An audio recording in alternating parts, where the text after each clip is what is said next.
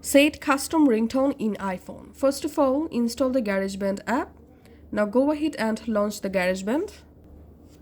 Once you are in GarageBand app, here you have to find out audio recorder. Now tap on audio recorder. Here enable FX mode, so tap on this icon and you directly jump into FX mode. Here make sure to disable this option and then tap on this icon. Tap on Files. Tap on Browse Items from the Files app.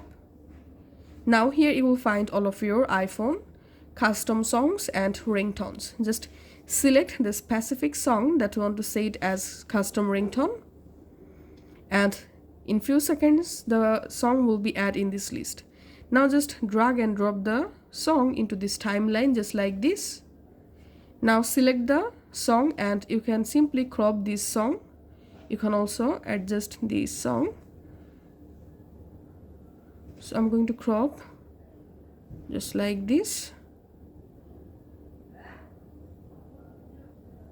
And once you're happy, now tap on this icon, tap on My Songs.